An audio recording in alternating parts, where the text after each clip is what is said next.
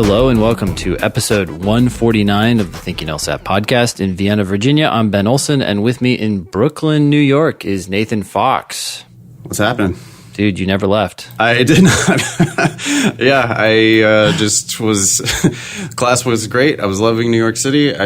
I can work from remotely, and just felt like hanging out for a while. So I stayed Sunday night, and then I stayed Monday night, and now I'm going to stay tonight. and then I have to rush back to LA to get to my class tomorrow night.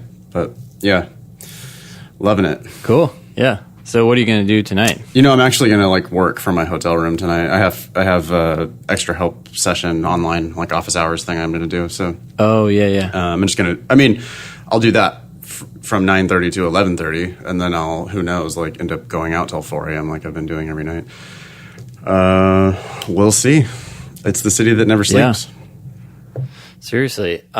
Speaking of that city, we just finished our class there. If you listened to the last episode, you would have heard our live recording from that class, which was super fun. What a great bunch of people. Yeah, that was amazing. That's the best class I have ever taught. It was super fun teaching with you. It was fun having a class that was basically the podcast audience.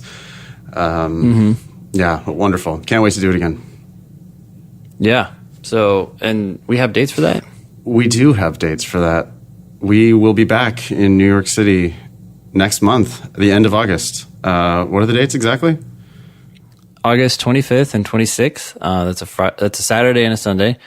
I think like before, we'll show up though on Friday night if you want to come join us. And then all day class on Saturday, all day class on Sunday from 10 to 5.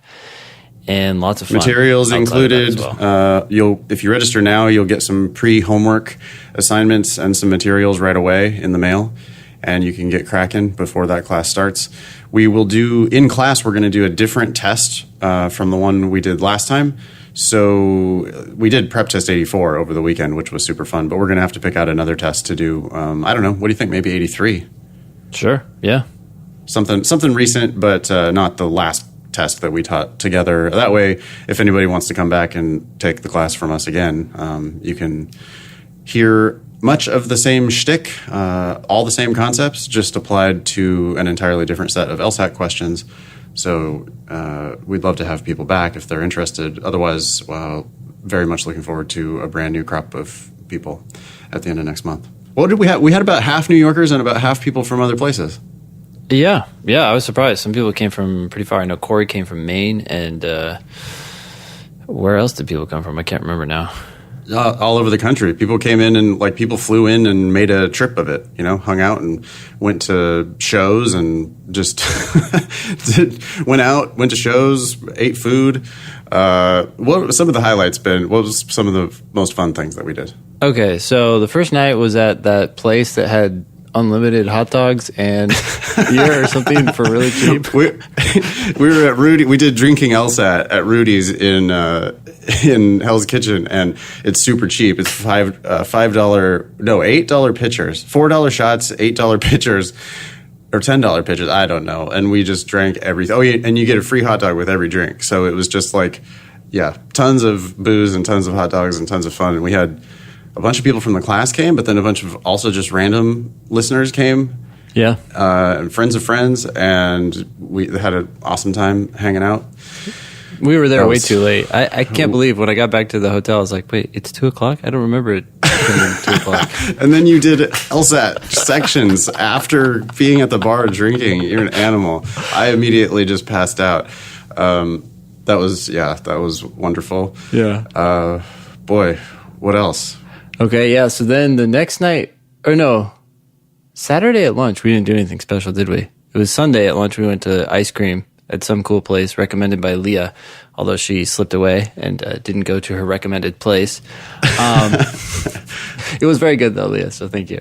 And what did we do Saturday night? I can't remember. The ice cream was awesome. Saturday night was kind of quiet because there were a few of us that went out and just, hanging out at the bar. Remember with the empty bar that we were at?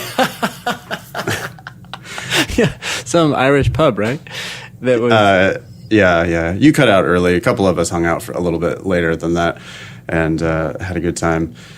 Then on Sunday night, after the class was over, we actually got on the subway and went down to McSorley's and drank many rounds of beers at McSorley's, which was really pretty fantastic too.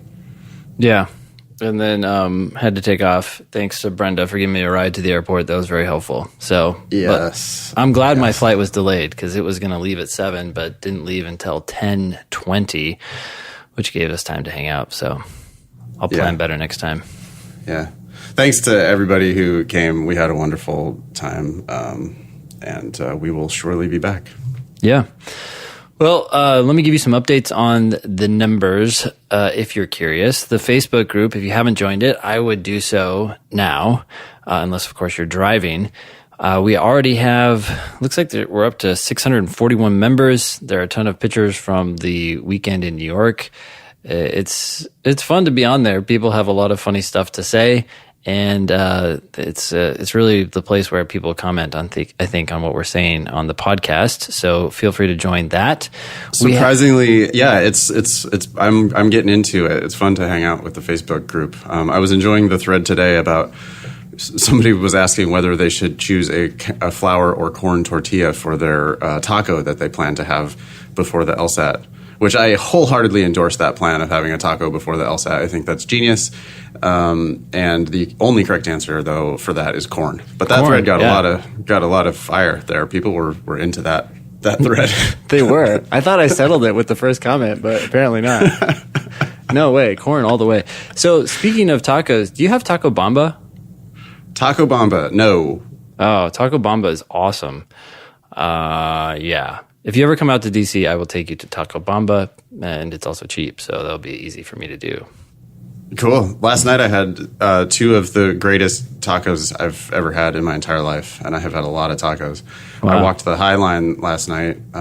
Madison and Amanda recommended to go for a little walk on the High Line, and which is spectacular, of course, and it ended up at Chelsea Market and had the tacos, which was a beautiful recommendation. It was just terrific. I don't remember the name of the place, but it's just go to Chelsea Market and get the tacos. Cool. We also have 28 patrons on Patreon donating 150. Wow, 150. I feel like that's a jump. I don't know what it was before, but every month. Thank you very much. It helps a lot. That's 15% or so of our monthly expenses, so you're making life a little bit easier for us. We have a goal of 100 patrons. That would be so awesome if everyone could chip in and just join that. We also have a goal of $1,500 a month, which would be really nice because then that would cover all of our expenses, which for whatever reason continue to climb. But it's been fun. It's been totally worth it. Any comments on that? No, that's awesome. Thanks to everybody for the support so much. Really, it's great. You guys make it fun, and I'm having more fun doing my job than I've ever had before. So thanks everybody for listening and for commenting and asking questions, and it's just really great. I agree, 100%. This is so fun. We also have 265 ratings on iTunes, putting us at like 2 stars, which is wonderful. Thank you very much. Obviously, no, it's a little higher than that, and we appreciate all the support. Actually, it's a lot higher than that. But if you're not up to donating and you have a second and you can leave a review on iTunes, that helps as well. It just gets the word out for us. So thank you. You can always email us at help@thinkinglsat.com. We try to get as many of those emails on the agenda as we can, although we are kind of overwhelmed at this point. You can also tweet us at Thinking LSAT. You can tweet Nathan at nfox, and you can tweet me at Olson Benjamin. I'm trying to figure that all out. It's fun. By the way, my name is spelled with an O, O-L-S-O-N. A lot of people think it's spelled with an E for some reason. But you can also find us at doing our own things in DC. For example, I'm at strategyprep.com, and Nathan in San Francisco and LA is at foxlsat.com. We have a lot of free stuff. We have live classes, and of course, we both do one-on-one tutoring. And finally, we review personal statements. We've done it on the show before if you've been listening, and we love doing it. But we will do it for you off the show and just rip it apart. If you have a personal statement that you're trying to put together, email us. It's $995, but that's been fun, and it's catching on. Yeah, awesome. Want to talk about this chart from the Facebook group? I do. So tell us about it. So Ezra posted a chart of all of his results, 38 practice tests, and just simple line graph of progress over time. Okay. I think it's really interesting. I should ask him and see if I can put this into a book or something, because this is very, very telling. The thing that's a few striking things about it. I mean, Ezra started at about looks like 153, and ends up bouncing back and forth on the last like 6 or 7 tests, bouncing back and forth in between 165 and 170. So that's a very solid improvement. Congratulations. Ezra put in the work, and Ezra improved a ton. Yeah. That's one takeaway. Another takeaway is these wild swings that happen all the way throughout the whole process. It's kind of only recently that it looks like the data is starting to be a little more consistent. Although even that's like sort of small sample, huh? I mean, there could still be outliers. I mean, in fact, there guaranteed would be outliers if you kept going with this. But the thing he said was, it's easy to think you're not improving when you're in the middle of this graph, even though there is improvement. So it's like 20 practice tests in. Yeah. And Ezra scores a 155. Yeah. He had been as high as 166, it looks like. And then all of a sudden he puts a 155 on record. And there's a few scores there that are below 160. And if you cover up the right side of the graph with your hand and you only look at the left side of the graph, it just sort of looks like he improved a little and then crashed. Or his last data point is only like 2 points higher than his initial one at that one spot in the middle of the graph. Yeah. And so he wisely says just 5 or even 10 data points cannot always show the true picture. LSAT improvement is, for me, long, slow, and steady. And I just thought that was very insightful and, really, really useful for people to think about. Yeah, there's a lot of weight that's put on a 1 or 2 point change up or down, and you just got to let go of all that and focus on learning. It's human nature. People freak out. They just think, I just hear it all the time. Like, I have not improved. I am not improving. And it's like, no, you are. That one data point makes it look like you're not, but you certainly are improving. I love that, Ben. Just focus on learning, focus on understanding. You made some mistakes. Now it's time to figure out why you made those mistakes. And if it feels like it's making more sense, then it is making more sense. And eventually the results will bear that out. But yeah, it can for sure take longer than people think. And it can for sure take more work than people think.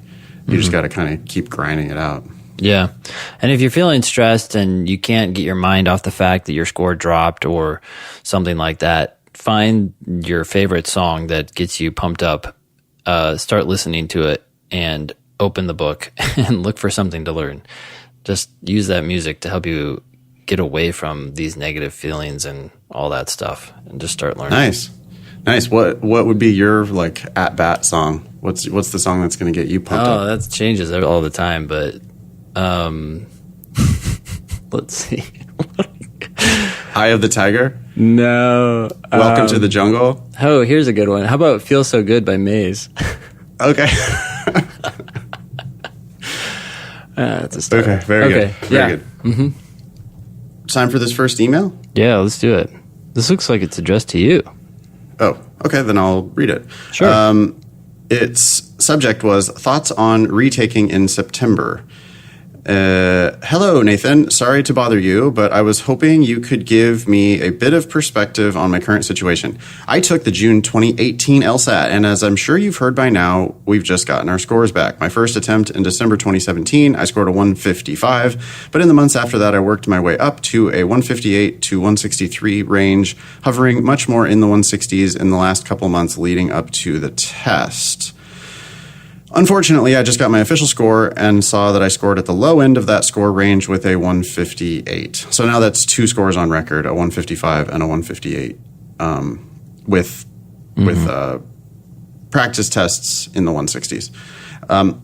I'm torn as to how to proceed from here. Obviously, I know I can score higher than 158 because I have repeatedly done so on my prep tests. But I also know that, unlike summer, when my work lets up and I have time to devote to myself, I will likely be working 70 or 80 hours a week between two physically demanding jobs while also working toward getting my applications for schools ready for the upcoming application cycle. If I'm scoring at the low end of my range when the factors are more in my favor, what hope do I have of doing any better when I'm working myself to exhaustion every day?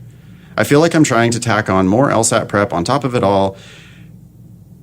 I might be setting myself up for failure across the board, and I'll just end up in the exact same position or worse when September scores come in.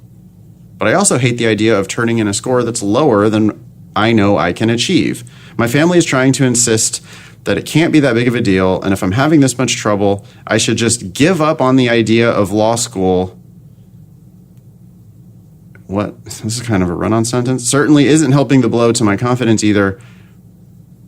And I know I'm likely not looking at things as objectively as I should. Okay. I'll just finish this and then we can comment, huh? I was hoping that I could get your thoughts on the situation as someone who is far more familiar with the process and can look at the situation more objectively. Along with my current 158 score, I have a 3.89 GPA, and I know from your podcasts that I should be looking to get a full ride to any school I apply to. I'm perfectly content to go to a smaller school, and aside from wanting to find work in a city, I have little preference as to where I end up as long as I can get my career going.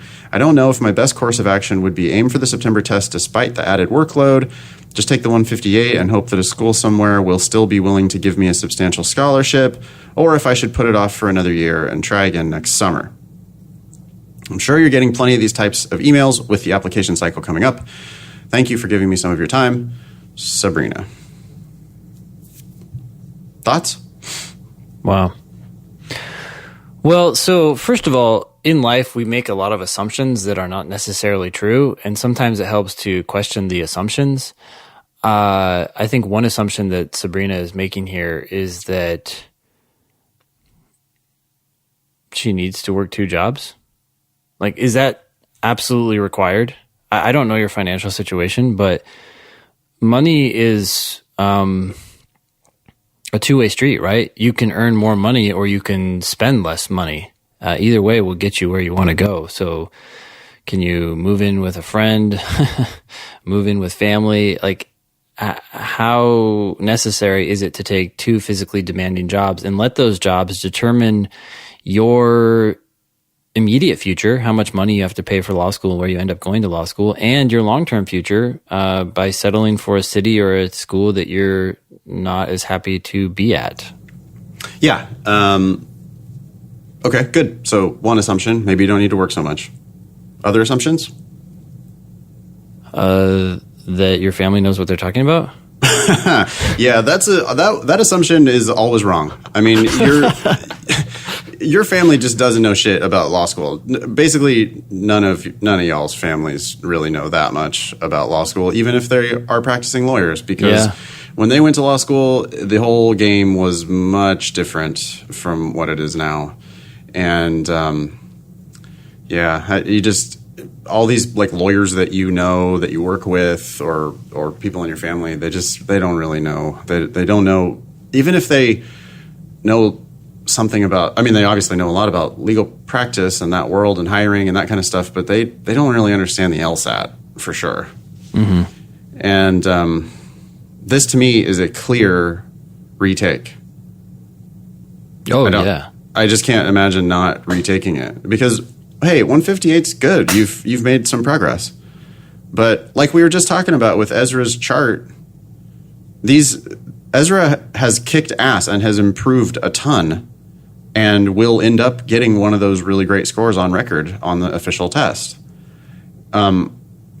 But there are a couple bad data points in that chart, and it could be that Sabrina just like happened to catch those bad data points on her official tests. And so if that's the case, it's just tragic for her to not take it again and get something in the 160s. I mean, if she says hovering much more in the 160s in the last couple months leading up to the test. So she has put multiple 160 somethings on her practice record. Yeah.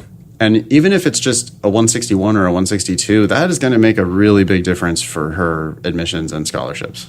For sure. Here's another assumption. Yeah. She's assuming that she has to even do anything for the LSAT between now and September. Right. Exactly. I would prefer that she does something, but she doesn't have to do anything. If she just sat on her butt for the next 2 months and then went and took it, that would be a very good use of $180 or $190, I guess now, better than applying to multiple schools or trying to get help on her application in other ways. Yeah, totally. She has a great GPA, but I don't want her to rely on that. It would be really not that hard. I totally agree. I mean, it'd be great if she could do a little bit of studying between now and then. Mm-hmm. Like if she could find a way to do one test a week. Yep. And you can break it up into 4 sections, and then you just really review the shit out of those 4 sections. Just any question you miss, you're just going to really thoroughly review it. That's absolutely enough that she could continue to make forward progress and be a very reasonable bet to score in the 160s in September.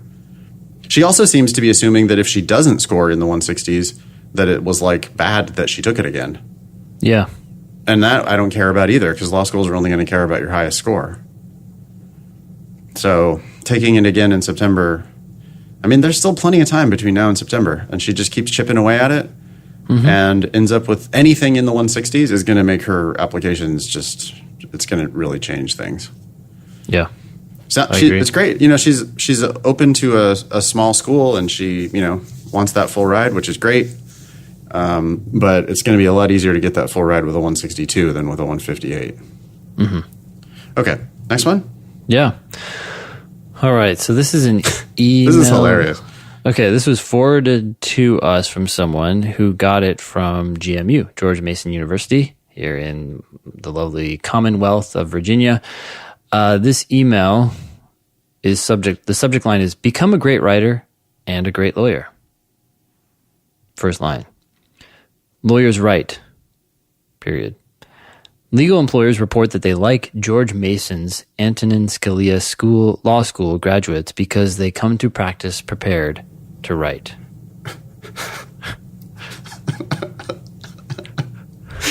Want to read that again? Let me try it. Legal employers report that they like George Mason's Antonin Scalia Law School graduates because they come to practice prepared to write. Not a great sentence. Not a great sentence when you're kicking off an email about how great of writing you teach at your school. No, this is I'm having trouble reading it out loud. Okay. Also, the they at the end, the they there. There's 2 theys. Yep. The first one refers to legal employers, but then the second one is supposed to be referring to the graduates of the school. Yeah. But it's a little bit ambiguous, isn't it? Yeah, I mean, technically the rule says the closest noun. But yeah, it's still something that there are rules, and then there's what clicks in our minds as we're reading something, and good writers make sure that it clicks in our minds in the right way. And the twos there, they come to practice, prepared to write. It's so clunky. That's like, if you had read that out loud, you would have stumbled over it, and you would have said, oh, I should say this in some other way. Okay. Anyway. Yeah. If I were to rewrite this sentence, I'd say something like, law firms love our graduates, because you don't need to say your freaking school, especially when it's such a long one. And Anyways. Yeah, absolutely don't need to say the full ass name of the school there. That's just like, this is not doing anything for your sentence. You're not getting your point across. Yeah. They could have thrown in there, like, legal employers report that they like George Mason's Antonin Scalia Law School graduates located on 3rd Street.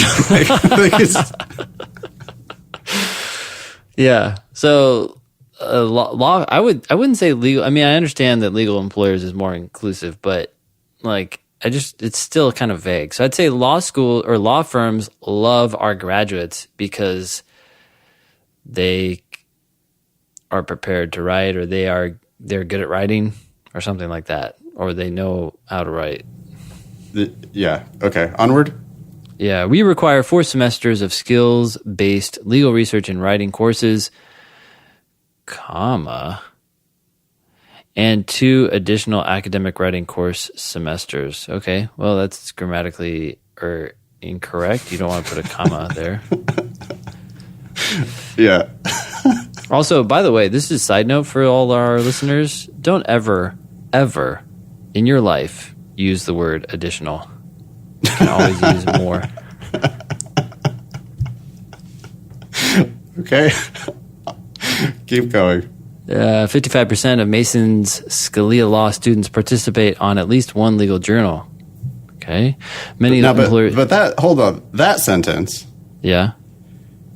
There's an extra line break, it looks like, above that. It's its own paragraph. Mm-hmm. Yeah, extra line break. Mm-hmm. It looks like there's an extra line break that snuck in there somehow. Mm-hmm. I mean, it's possible that happened when we copied and pasted this in. Let's not talk about that. Okay. We're perfect. I mean, let's not talk about our own copying and pasting. Yeah. Okay. Anyways. Oh, that sentence is bolded and italicized. Yeah, that's a big deal. We're calling some serious attention to this sentence. The funny thing about this is if you want to call attention to the fact that most of your students participate on at least one legal journal, you don't want to write out the phrase 55%. I know they did it because it's the beginning of the sentence, but that's not going to kick anyone in the face. You want to show numbers, you say 55%, and you write it out as a percentage with actual numbers, or you just say most, right? I mean, you could say over half. Over half, that's good. Yeah. That'd be good. That would actually even make it sound sexier because it's 55. You get to say over half. It's 55%. You get to say over half. So say You're over allowed half. To. Yeah. Yeah. And I always thought that there was some rule like if it's in the single digits, you write out the words. But writing out 5 would have been fine here. Not the words 55. Yeah. Okay. It's bold and italics. All right. Now we go back to normal. Okay. Oh, okay. Normal sentence here. Normal paragraph. Many employers seek law graduates who have journal experience. All right. Scalia Law School offers 5 student-edited professional journals that will help you gain the writing experience. What? That will help you gain the writing experience. I'm dying here. It'll help you gain writing experience. That's not what that says. That says that will help you gain the writing experience. Yeah, I know. I'm trying to help. Who is this? Lisa? Oh, Justin. I'm trying to help Justin out here. Yeah. Okay, so then the 5 law schools are listed. George Mason Law Review, published 4 times annually. Civil Rights Law Journal, published 3 times annually. The Law of Journal in Economics and Policy, published twice. Okay. Becoming a great attorney means learning how to be a great writer. I agree with that. We give you the tools to be a great writer and a great attorney! Exclamation point. Apply today. It's free! Exclamation point. Wow. Well, hey, they got something right there. You can apply for free. Yeah, that's wonderful that you can apply for free. I'm sorry for blowing this guy up like so bad. I guess maybe don't need to say any more of his name or anything. Yeah, Adam can cut that out if it's easy to do so. Yeah. Notice here on these bullet points where it lists out all the reviews, the law reviews. Mm-hmm. It says published 4 times annually using the number 4. It says published 3 times annually using the number 3. Then it says published twice annually.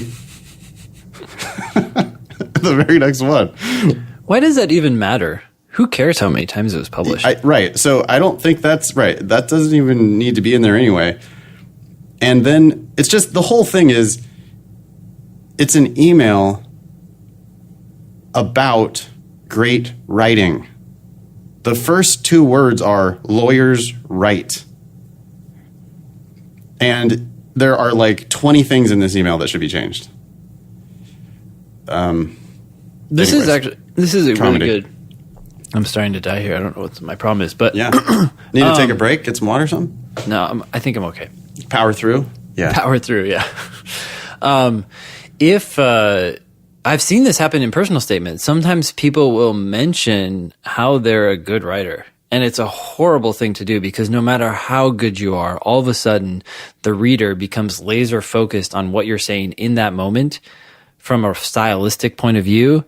And anything else that you might have said in that statement that was remotely off now becomes like counter evidence, which then draws into question everything else that you've said. You're claiming that you're a good writer. They don't think that you're necessarily a great writer. And now they're like, well, that's strange. So don't ever say that. I mean, that also falls into the trap of telling rather than showing, but it's just something you never want to do. Oh, boy. Okay. Next one. Yeah. You got it? I got it. Hi, guys. Thanks for an awesome podcast. This is just a quick note to tell you that now I see how right you were in recommending that we register for the July LSAT before receiving the June score. Here I am with a subpar 158 after scoring consistently in the 160 to 162 range for weeks.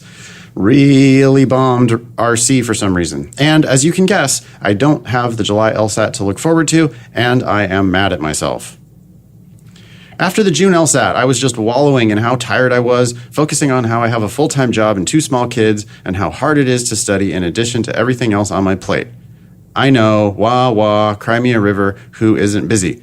And in retrospect, that was just so dumb and completely illogical for so many reasons. I'd pay twice the registration fee now to take that July LSAT! Now the soonest I can retake is September, and it's killing me. So, you were right, and I was wrong. Let that be a lesson to everyone else. Everyone, don't be like me, and go register for both September and November LSATs. And that is from Yiliana. Cool. Yep. Kind of speaks for itself. Go ahead and register for multiple tests if you can. You're not going to regret it. Thank you. Oh, shit. Ooh. Personal statement time. Yeah, wow, this is okay. Wait. Are there more than one here? Are these 2 separate ones, right? This is 2. Yes, this is 2 separate ones. Okay. Hey, people this weekend were asking for more of these. We were polling the audience on what we should do more of, and one of the first things that people said was they love it when we do the personal statements. So. Okay, so there's no information here. So we don't know anything about this person except for what they've written in their personal statement. So yes. I guess we'll just jump in. Here goes nothing. At an exceptionally young age. Okay, I'm already nervous now. Yeah, we're getting to we got the ly adjective right there. Mm-hmm. Yep. Or no, it's an adverb because it's modifying already an adjective. Is that right? No, I think that. Yeah, I don't know. Anyway, it's ly. One thing you can tighten up your writing by being very suspicious about adjectives and adverbs that end in ly. That's right. They really frequently, definitely should be omitted. They really frequently, definitely should be very important that they be omitted. Very importantly, critically even. Yeah, should be omitted. Here's one word for you to focus in on. Never ever use the word very, and be very suspicious of actually and really. These are words that try to make your writing sound more emphatic, and they actually do the opposite. So just cut them out, read the sentence again, and you'll like it better. So here we have at an exceptionally young age. We don't need the exceptionally. It's scary. Also, I'm nervous because why are we talking about something from a very young age? In general, that is just stuff we don't care about. We care about who you are now. If this has some impact on who you are now, and it's very significant and important, very is significant, by the way, then I guess it will be justified, but my guess is that it won't be. Let's take a look. At an exceptionally young age, I learned the important lesson of choosing to get back up whenever I fail. Oh, no. This sounds too cliche. Well, hold on. It's like, hold on a second. It doesn't say fail either, Ben. Oh, when I fall. When I fall, it says, yeah, I think you did. Well, anyway, it says fall. So Yeah. the sentence is about at an exceptionally young age, I learned the important lesson of choosing to get back up whenever I fall. Okay. That means, to me, that you learned to walk at a very young age. Or what? It's at an exceptionally young age. You're a prodigy walker. That's what else does that? What are you talking about? It's not. People got to cut out these introductions. Yeah. Your You know? most important sentence is your first sentence. It's more important, I think, than your last. And this is a fail. No matter what you say now. Yeah, not good. Okay. Not good. So, so-and-so continues, not only to get up, but to also show that no amount of pain can take away the one thing that I hold close, my strength and my faith. We don't know anything yet about anything. This is all just abstract platitudes. All this needs to go. You know what? I just realized something too. This is Spicy Butt's personal statement. Spicy Butt, we love you. But this has We got to do. go. We do love you, but yeah, this has to go. Spicy Butt came to our Drinking LSAT on Friday night, and that was awesome. We had celebrities at that shit, didn't we? We did. They were more popular than we were. Of course. Spicy Butt and Splitty both in the same room at the same time. Yeah. Amazing. Yeah, it was funny when people made that realization. They're like, oh, you're Splitty? They got a little starstruck. Yeah. Okay, one thing here to note, by the way, I like the... I don't necessarily like how it's used here, but I like the... What is it called? The transition phrases not only and but also. But when you use them, the but also has to stay together. So just FYI for anyone out there who wants to use not only but also. Continuing on. The strength to carry on in the faith that one day I will be able to bring justice to children and families like mine. Wait. That's a fragment. Right. Which, I would allow it once in a while for effect. Mm-hmm. But yeah, that is a fragment. I just hope she knows that it is. I guess here we finally get a little bit of actual information about Spicy Butt, which is that she's interested in justice for children and families. Yeah. So at least we have now we have learned a fragment of a fact about Spicy Butt. We still don't know what types of children and families she's talking about. Mm-hmm. But we do know that she wants to work with children and families. Yeah. But that's a whole lot of words to say just something that small. Mm-hmm. So basically this entire paragraph has to go. Yeah, and this is something that you can convey through the story that you tell, and you can say it at the end. I want to help bring justice. Even bringing justice, that's very abstract and something I would be cautious about saying. Okay, so Spicy Butt continues. This is kind of heavy. I was physically abused by my biological father from as early as I can remember to when I was about 8 years old. Wow. What do you think about saying that? I think you can say it. Okay. It depends on what you say after that. Yeah. That's your story. If that's your story, that's your story. It's your story. So you can say a lot, I think. Yeah. But, it's a fact. Yeah. It's dark. Okay. Well, that's something that's pretty serious and would have a significant impact on your life. So talking about something from this age might actually be justified, but it is among the rare exceptions. Let's see here. She continues. Raised in a dominantly Filipino and Catholic family, I was subject to many strict rules and high standards. If I did not obey, which I frequently did not, corporal punishment followed. It became a normalcy to me. My father would justify that he beat me because he loved me and that he wanted me to learn how to behave. Instead, I learned how to be strong and resilient.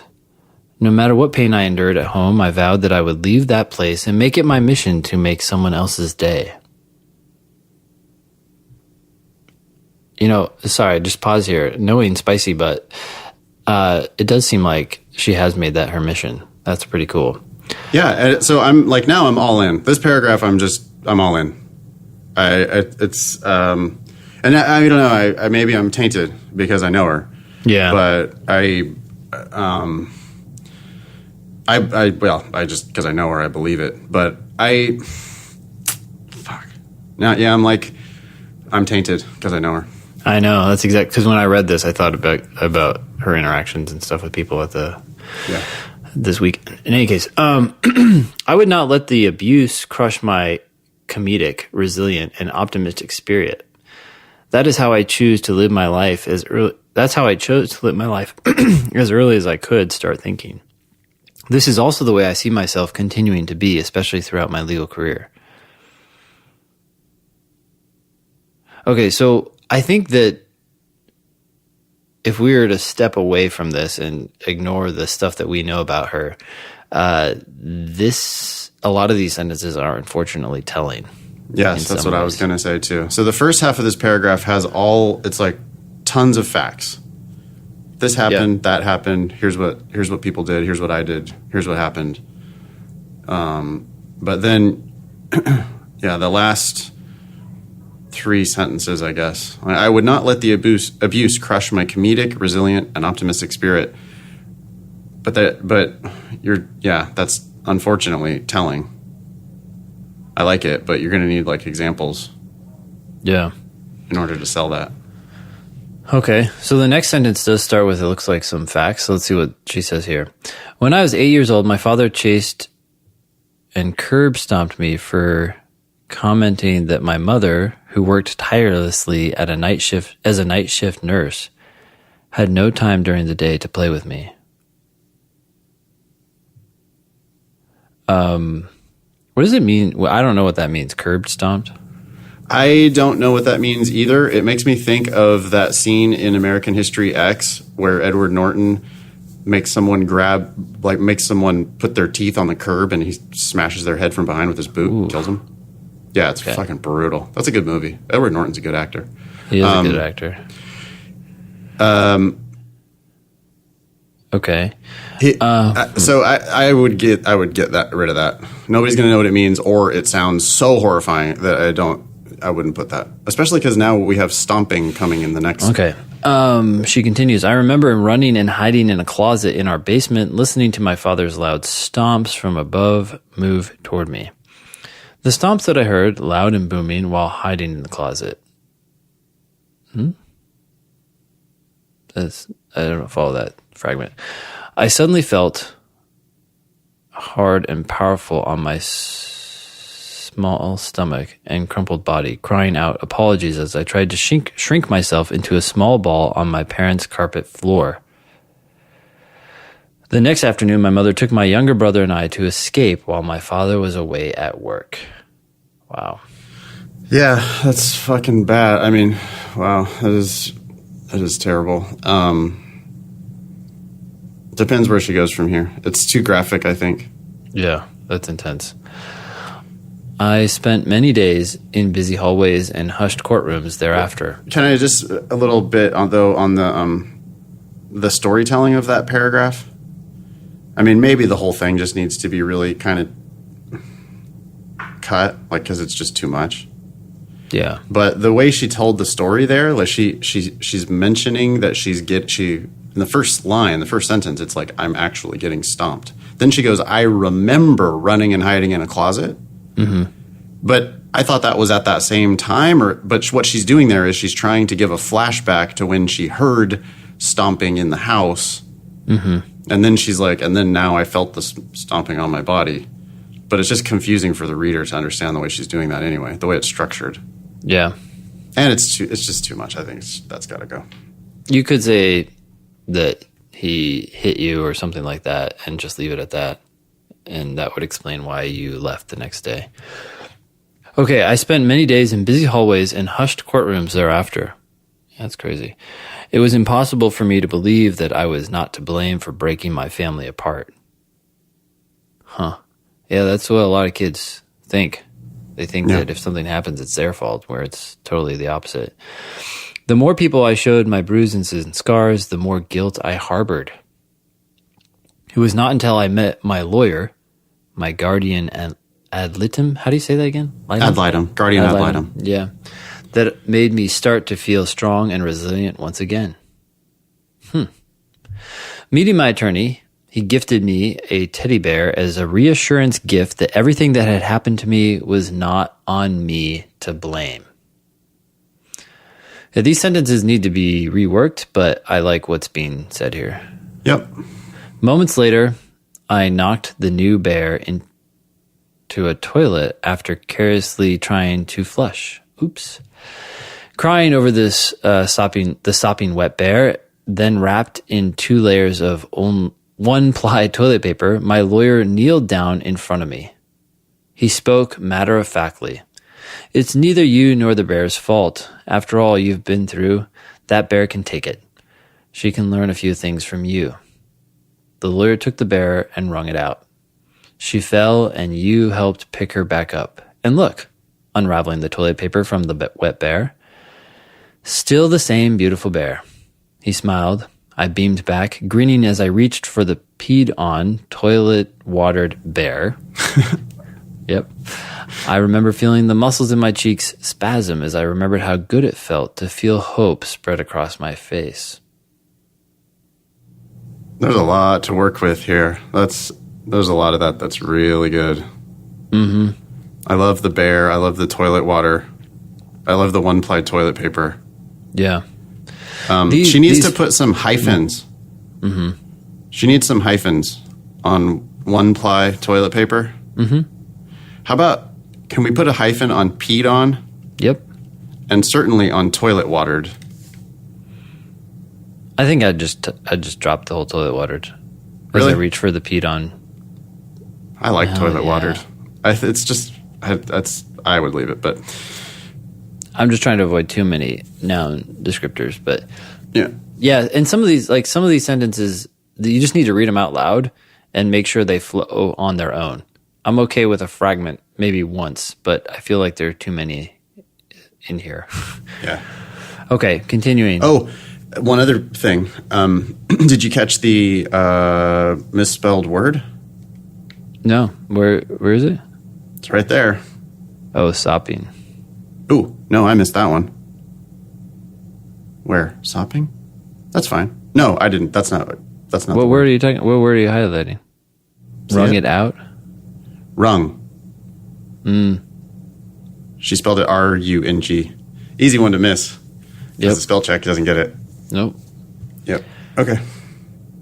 My guardian ad litem was like a mirror that inflected a light to shine toward a career where I know I can also be an agent of change for others. I want to become an attorney who represents the lost, guides those to be the best they can be, and help repair what they feel has broken. I think the mirror needs to go. Yeah, there's no need for this analogy. That's just too artistic. I mean, it's okay to say your relationship with your guardian ad litem was the thing that really, you knew that you wanted to work in this career. Like your experience and the interaction that you had with your guardian ad litem, and you're like, that's me. But a mirror that inflected a light to shine toward a career? What? Wait, You is it can a mirror? replace- Are you looking at yourself in the mirror? Or is it like a flashlight? Or like a lighthouse? Or like, do we need this simile at all?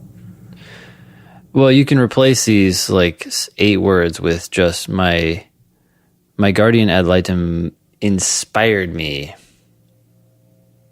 to become, or motivated me to pursue a career where I know I can also be an agent of change for others.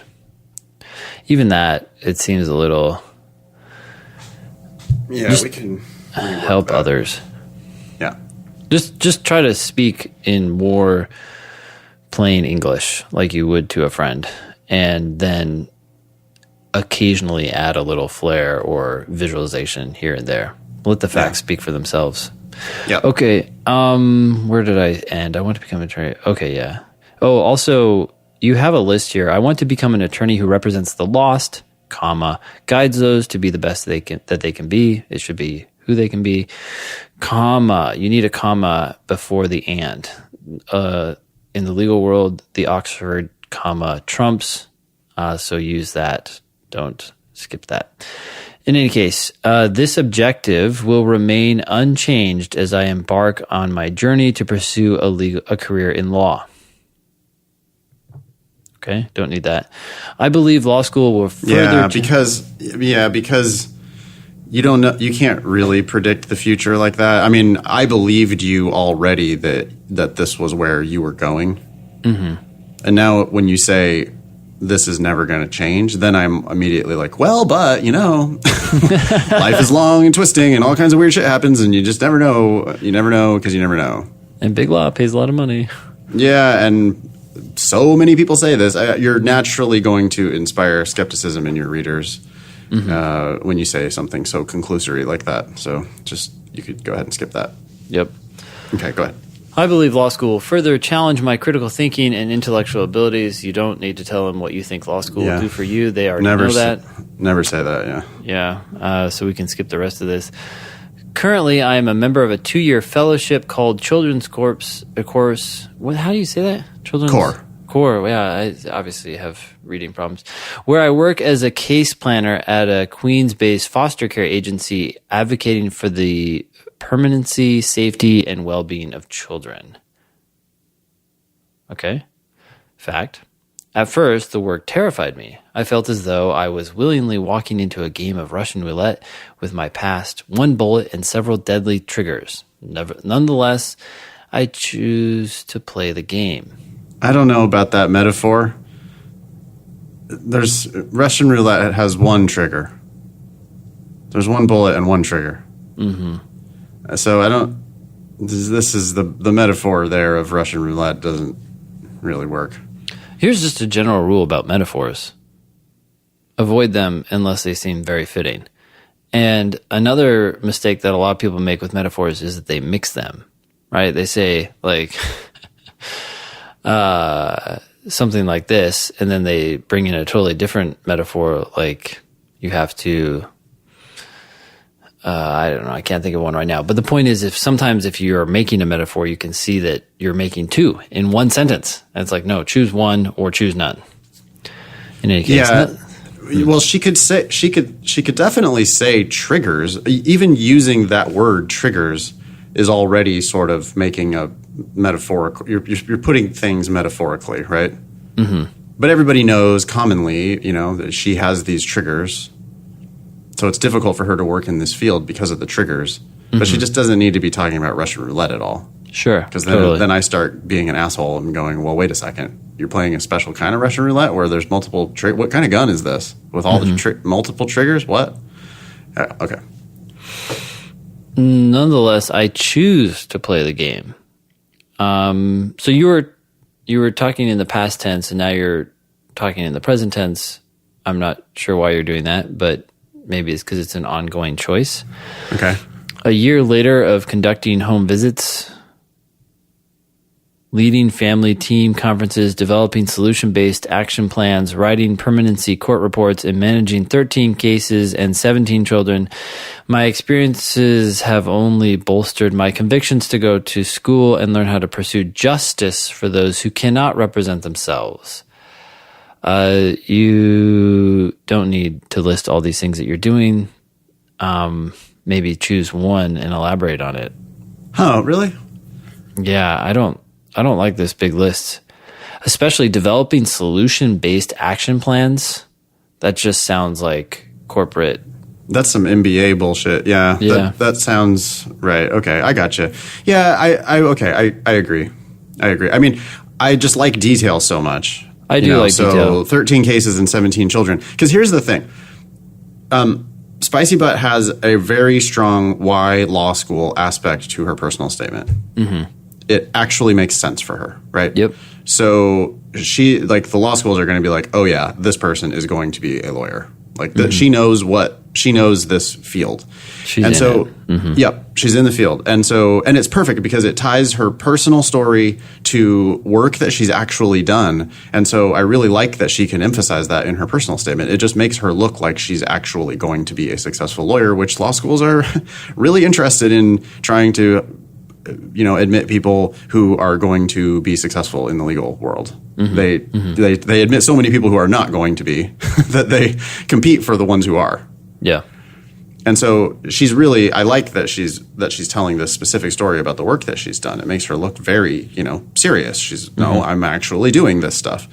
So yeah, some details, and then maybe go a little bit deeper into this. Like when you're writing reports for courts, that's like a big deal.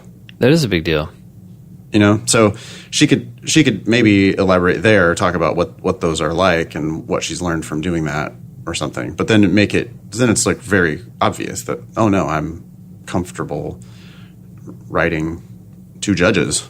Yeah, I think that if she took a lot of the details that were presented at the beginning that were too graphic and over the top, take those out, include the bare minimum to explain why she had a tough childhood and had to leave and then become part of the court system, and that's how she met her guardian. If we can get there faster, then she'll have more space to talk about things that she's doing now, including writing permanency court reports, even leading family conferences, managing these cases. All these things would be very insightful as to who she is and what she knows. Yep. Also here we have a fragment leading up to a semicolon. Semicolons are like periods. So if you can replace the semicolon with a period, then it was a good use, or it could have been a good use, but here you could not have done that. So this is... She actually did it earlier too, a little higher up in the statement. You went over it pretty quick, but she did that the second time. So yeah, it's looking like semicolon privileges have been revoked. Hold on. So we need an acronym for that. Semicolon privileges have been semicolon privileges revoked. SPR. Yeah, SPR or SCPR. Yeah. Okay. So, my experience have only bolstered my convictions to go to school and learn how to pursue justice for those who cannot represent themselves. I think that is shifting back into telling. I think that we just understand that from your experiences and the fact that you're applying to law school. So I would drop that. Yep. At a young age, this is a new paragraph, I learned the importance of getting back up whenever I fall. Okay, we're repeating ourselves. Today, I continue to stand by my experiences and grow from them every day. From my pain, bore a conviction for justice. Again, another fragment. I think you're going to have bore there is supposed to be a verb. I'm not sure. Is it bore like childbearing, or you know what I mean? Oh, if you get rid of from, okay, my change pain. it to my pain bore a conviction for justice. Yeah, but still, it's not a good. I don't like it. Analogy. No. Yeah. No, I don't like it. We do get your point. You just in general. So these are general rules for anyone. I would avoid the word justice. It's too vague. It's too idealistic. It doesn't mean anything. Everybody wants justice for everybody else, but that justice can be all in the eye of the beholder, and it doesn't speak to a plan. When you start talking about writing permanency reports and leading family team conferences, that sounds like you're providing justice for people, but you don't actually say, "Oh, I've provided justice for you." You say, "I've helped solve your problem in a very practical way," and that's really what you mean. So, in any case, from that conviction, a call to impart my strength onto others. Again, another fragment. We lift others as we rise, and I am determined to rise up for many. Again, this is just telling. This has all got to go. I think I would end by saying,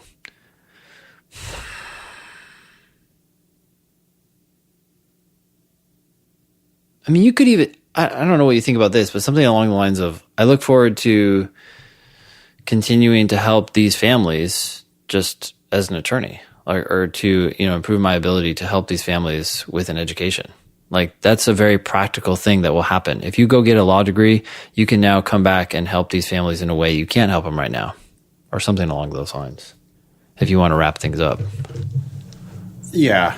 There's you could just use the real estate for facts and stuff that's actually happening. They're trying to learn about you.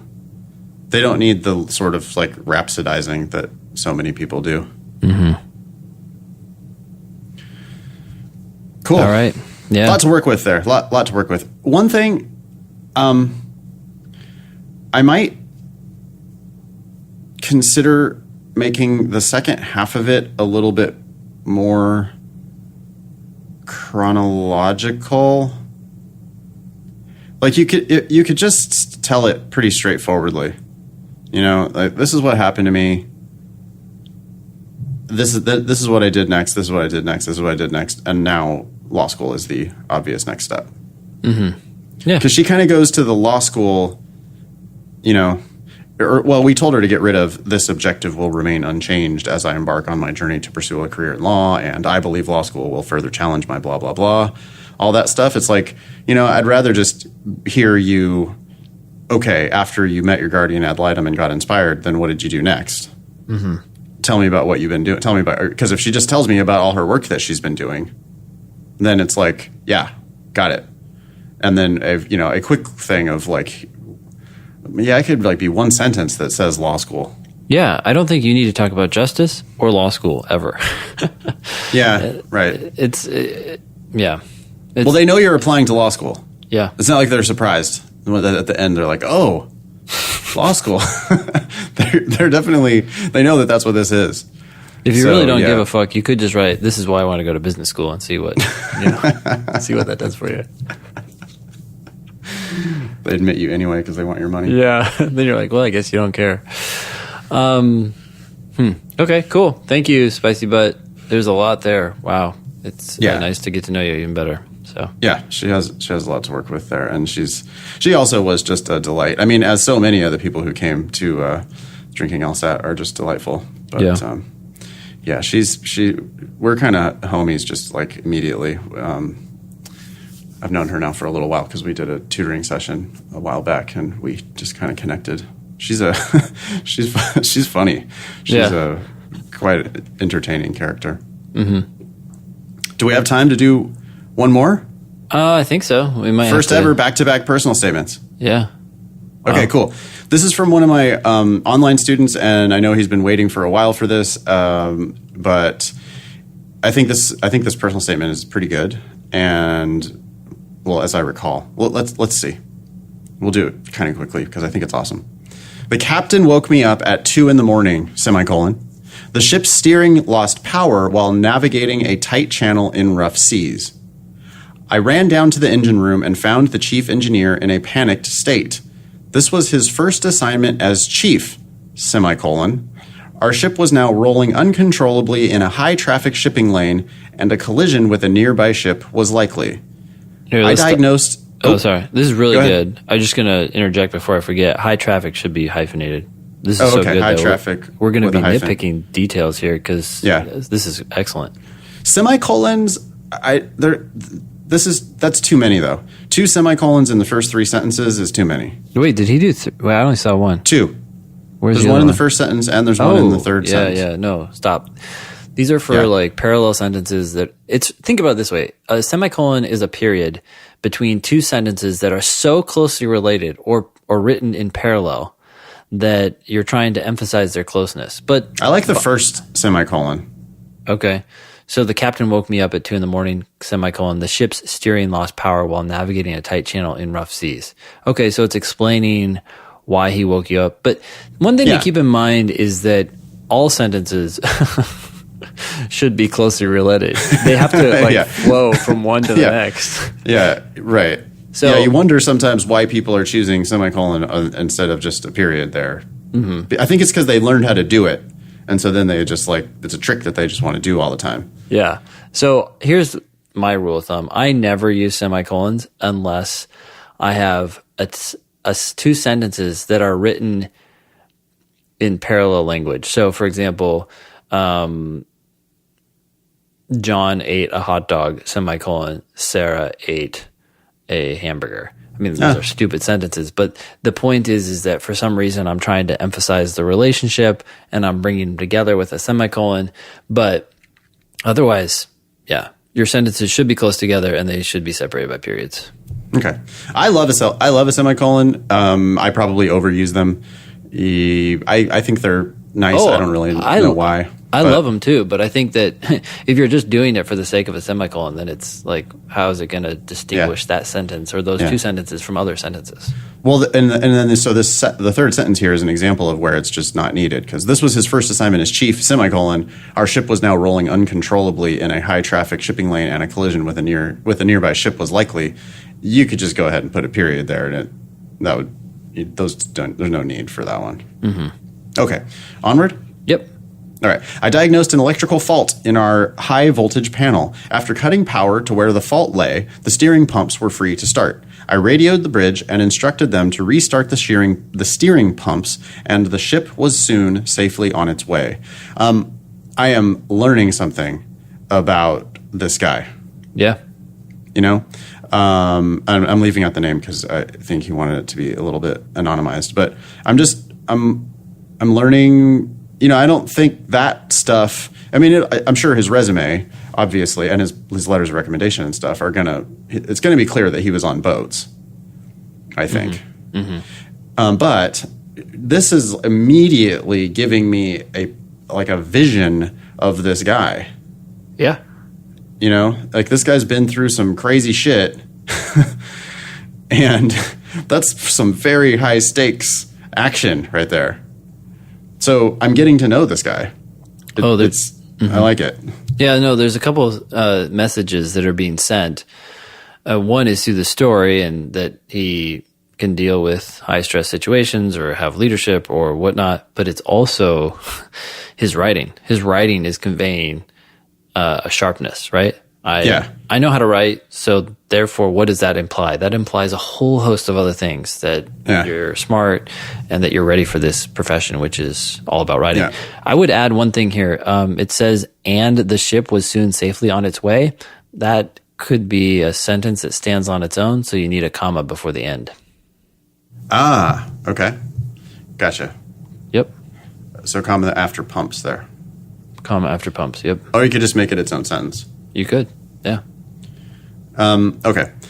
This was not the first emergency situation that I have encountered. I have spent time in areas of conflict where hazard pay was an added line on pay stubs.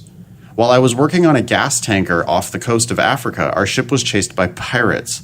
I flew out of Cairo the day before the Egyptian Revolution protests fully escalated. My training as a marine engineer and a merchant marine prepared me to make sound decisions under extreme pressure. My 8 years in the engineering field taught me the value of persistence and determination. I also developed a curiosity for understanding how and why systems work. There's a little bit of telling there, but there's also so many facts that the facts justify the telling. Okay, I have a slightly different take. I was a little put off by this paragraph in the sense that, yes, I agree with you that facts are good, but there's almost so many. I started to get a feeling that this was kind of like splitty. Like, wow, you've done so many things. Like what like conflict in the world have you not been to, you know? And so this part of my skepticism came alive because it's like you had this ship experience. Do you have another one that you could elaborate on? I don't know. Like, I'm just starting to question how serious all these events were if you've been through so many of them. Like, just the Pirates one alone is interesting, you know? Huh. Okay. Well, I don't have that reaction at all. Well, that's fine. I mean, he gets two different perspectives on it there. I don't have that. That's funny. This does not. It's not off-putting to me at all. But okay. I get it. I get it. I mean, the litany of accomplishments does at some point get taxing. I don't know.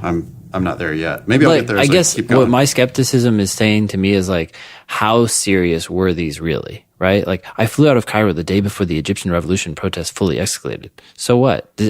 Was that a crazy experience, or are you just telling us that because it sounds cool? Like you had something some challenge that you had to go through there, or were you just at a base eating lunch and they're like, "Hey guys, we got to get out of here," and you left? And what leadership, what experience did you gain from that? And I don't know. Anyways. Right. Okay. My role with Royal Dutch Shell took me around the world. I've visited 25 countries to date. I have enjoyed both traveling and working with international crew. Some of my greatest learnings have revolved around legal concerns, compliance requirements, and the patent process. International law dictated how and where our ships sailed, the types of armed personnel that could guard ships crossing specific waters, and crew member and ship requirements. Zoning laws impacted much of my work as a designer. I worked closely with government offices, which designing floors on Rockefeller Center and passing NYC building codes. That sentence is broken. Got to fix that. Throughout my designing and engineering career, I became most interested and passionate about patent work. Needs to be interested in and passionate about. Also, I don't really want to hear you talking about passion. Yeah. It's so conclusory, and everybody says it, and it's just, that's on the no-fly list, I think. The word passion or passionate. I don't need to hear that. You can show me that you're passionate. Just stop telling me about it. This paragraph has too many semicolons. It has at least two. He's going a little nuts with the semicolons. We better hurry here. We're up against it. We got a meeting we got to get to. Yeah. While working for a firm in Manhattan, I assisted a partner, capitalized? Do you capitalize partner? No. Okay, developing a patent for a skyscraper rain collection system. The intent was to collect rainwater in large tanks, that should be one word, rainwater, in large tanks, and periodically discharge to the storm drain system to prevent flooding and overload. Before submitting the patent application, I worked closely with software developers on the main controller to direct which signals, inputs, and outputs. Wait, what? To direct which signals, inputs, and outputs? Doesn't make sense. That's broken. Okay. The design included backup pumps and an automated valve to prevent overflowing. I enjoyed the experience of documenting the system and working with the inventor and the rest of the team to solve a specific problem that will have a large impact. A little vague there at the end. I hate the word impact in general. But it's also a specific problem, but you're not going to mention it? Or I guess you did mention it? I don't know. Just that whole sentence maybe could be gone. I later worked on board a cable-laying ship contracted to the America-Europe Connect project. The ship laid fiber optic, I don't know if that should be two words probably. The ship laid fiber optic communications cable between the US, UK, and Ireland. I participated in the patent trials of an acoustic release hook during this time. This hook, and there's two spaces right there between those two sentences. This hook releases the cable at the end of the project in order to leave the cable beneath the ocean floor. We tested multiple frequencies and fail-safe procedures. I spent most of my downtime on the ship learning about this invention from the specialists leading the trials. I also began researching the patent process at this time. I became inspired to use my engineering capabilities in a new way. Thoughts? I don't know. I'm not excited about this. I don't know why. Yeah. I feel like there's so much going on in this statement from the beginning to now that I'm sort of like, well, what story do I focus in on and visualize and then draw a conclusion about this candidate? I feel like it's almost starting to feel to me like a resume. I agree. It's just too much on and on with these projects, and I'm not learning anything anymore. Mm-hmm. I'm like, because my response at this point now is just like, okay, but spare me the details of all of this. Yeah. It's too much with specifics about shit that's just not interesting to me. Mm-hmm.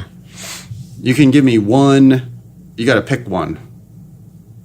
One or two projects that really did something awesome, and if they connect to why you're now wanting to go to law school, that's great. And if they teach me some skill that you have that's badass, that's great. But this is now just seeming like it's almost a data dump of like too much about this work shit that I don't care about. Mm-hmm. That's how you feel about it? That's how I feel. Yeah, okay. I have always enjoyed working with teams and combining my skill sets in new ways. Telling. Yeah, that's the whole sentence is telling. I have a firm understanding of engineering drawings and understanding how new inventions function. Through my experience working with inventors, I understand how difficult it is to create new, innovative intellectual property. These inventions are highly sensitive and require protection. I am pursuing law school so that I can guide future clients through complicated rules and regulations so that they may focus on their creations. I want to continuously challenge myself by pursuing this complex and evolving field of law. What do you think? Okay, so if he says, through my experience working with inventors, I understand how difficult it is to create new, innovative intellectual property. Why don't we just take one experience with one inventor and talk about that? And then we will see that you actually do have this experience and that you were actually involved on some level, and then we'll come to know that you know what you're talking about when you talk about patent law. And then you don't need to say anything else. You don't need to say, I want to continuously challenge myself by pursuing this complex and evolving field of law. We'll just be like, wow, this person knows what's going on when it comes to patents. And that's obviously why he's applying to law school. And so none of that other stuff needs to be said. The two previous paragraphs are examples, right? Mm-hmm. We have the skyscraper rain collection system, and we also have this hook in the ocean floor. Yeah, maybe kill one of those and then maybe talk about one. It's almost like you just don't need to go so much into the details of what these things actually do. Yeah, well, and I'm not even sure I was going to sleep on the engineering part of it. I don't know what... It's just, notice what he says in this, like if you go 2 paragraphs back, I assisted a partner developing a patent for skyscraper rain collection system. Okay, how did you help?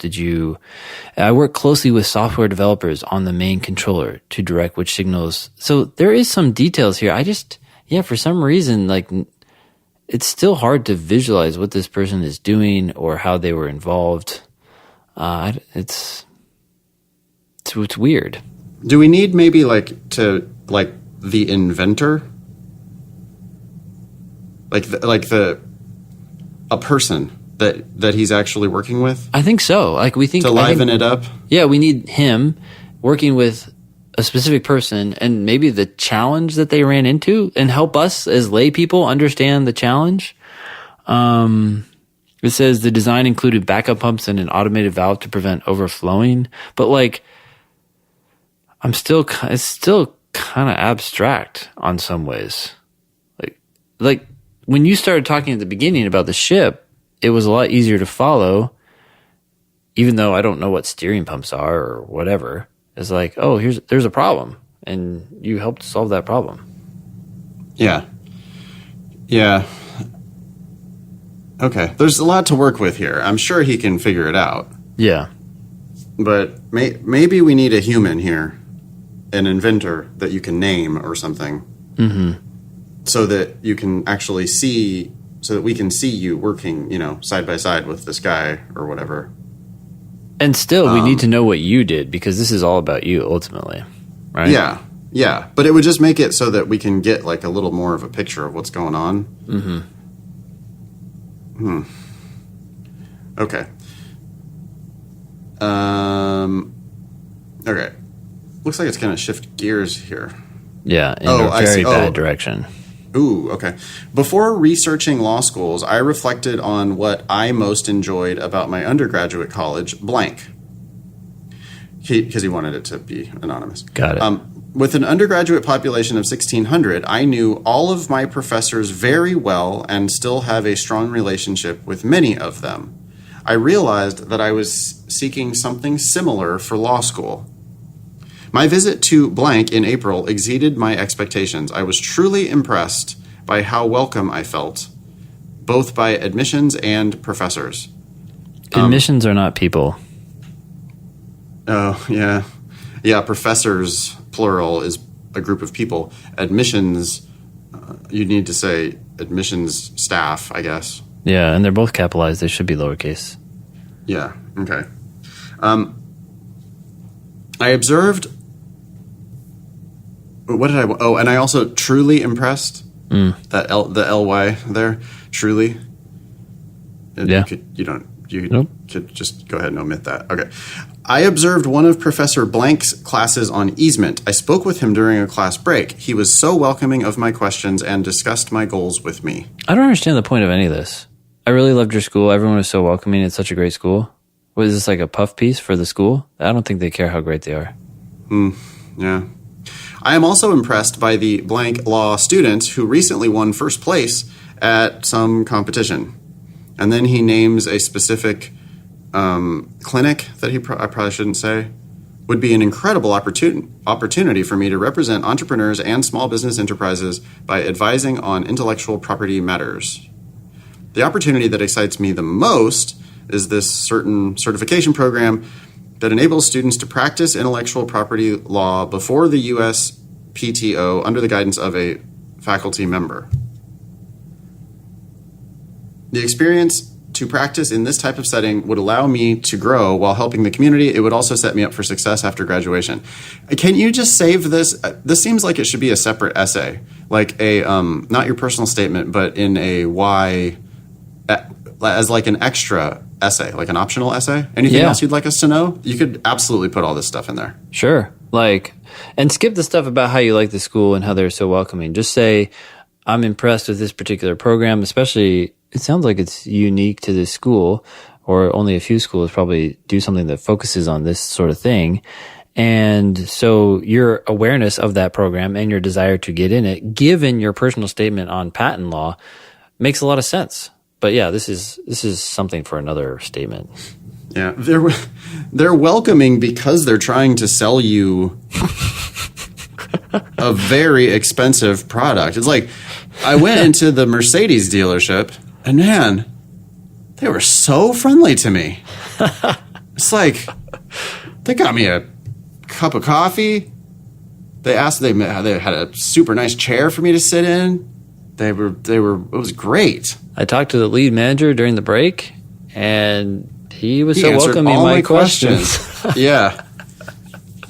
It's like, I mean, if you submit this, I could definitely see them in the admissions office like high-fiving each other of like, yeah, wow, look, go team. We did such a great job trying to sell this guy, you know? Mm-hmm. And I mean, even like this professor, for one thing, professors are just nerds and love people coming and talking to them about nerdy shit and asking questions and whatever. Professors are just, they're going to be friendly. If you go up and talk to them at the break of their class, they're going to be really willing to talk to you. Every professor. But it also could be that this professor is like handpicked by the admissions office to, you know, be part of their like sales team. Yeah. Yeah. Okay. It would be my privilege to learn while assisting the community through these legal clinics. I've enjoyed working with entrepreneurs in the past as an engineer, semicolon. I look forward to leading clients through patent processes. My unique experience, don't say unique. My unique experience in multiple engineering fields has enabled me to succeed and manage challenging situations. This will allow me to excel in patent law at blank. And he's wanting to name the law school again. Oh my gosh. Haven't we said that before? Don't have a blank for law school. Oh, because he's trying to keep this anonymous. Never mind. Anyways, so this is definitely an SCPR. SCPR? Yeah. Well, I don't know about that. I would say it seems as if he knows how to use the semicolon, which I will permit him to use it, but he's going nuts with the semicolon. There's probably like 10 semicolons in this thing. Okay, so an SCPR with an asterisk. He needs to be put in a semicolon reduction program. Yeah, he needs to exactly. be weaned off of but sometimes the best way is to just quit cold turkey. Mm-hmm. Quit cold turkey and then come back when it screams at you that you need one. Yeah, and also you kind of said it quickly, but unique. Stop using that word. Don't say unique ever. There are 7 billion people on this planet. Just think about that for a second. Yeah. Walk around New York City and think about how unique you are. Yeah.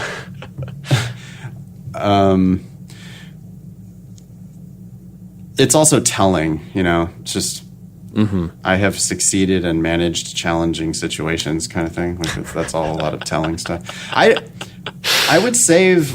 think I just would save all of the specifics about the actual law school. It's fine to be really into a law school. There's nothing wrong with that. That's good. But you got to cut all that out and move it to a different statement, I would think. Mm-hmm. You can start with the stuff about being on the boat and a little bit about your career is great. Then you need to talk about like one invention or something and make it sexier so that we want to listen to your story. Talk about how you were specifically involved in one patent case. Mm-hmm. And then, you can talk about how, you're looking forward to working in patent stuff. IP and patent, that's totally fine. You can absolutely talk about that, but I don't think you need to be talking about a specific school when you do that. And not to pile on here, but I'm actually now just wondering, what was the point of that story at the beginning?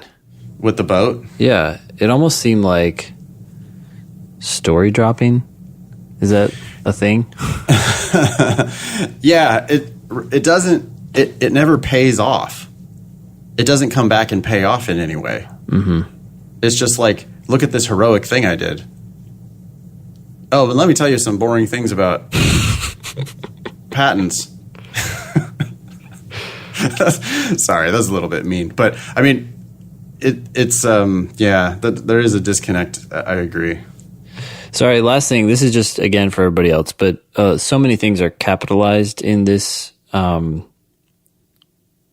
statement. For example, I ran down to the engine room and found the chief engineer in a panic state. Yeah. Basically, here's the rule. You don't capitalize anything unless it's part of someone's name. So if you said the president of the United States is walking around, I don't know if he's walking around. Well, that would all be lowercase. But if you said President Trump is walking around, then you capitalize president and obviously the word Trump, and now you're using capitalization, but that's really the only time. Just stop with classes too. Like people capitalize classes all the time. I took economics capitalized. No, I wouldn't do that. Okay. Yeah, I agree with you on most things. I'm just wondering if because this is on a boat, I think that like chief is a name. Yeah, but I would this was his first assignment as chief. I would do that as lowercase. If you said Chief Rogers, then I would capitalize chief and then Rogers, of course, if Rogers is his last name. But basically, yeah, maybe there are some times where you should capitalize, but if you have any doubt, lowercase it. Okay, so you'd lowercase all that stuff then? I would, yeah. Even right at the beginning, the captain he says the captain capitalized woke me up. I would just say the captain woke me up. The captain is lowercase. All right. I mean, if there's some like normal, if there's a rule of thumb in your industry and the people always use it that way, then fine.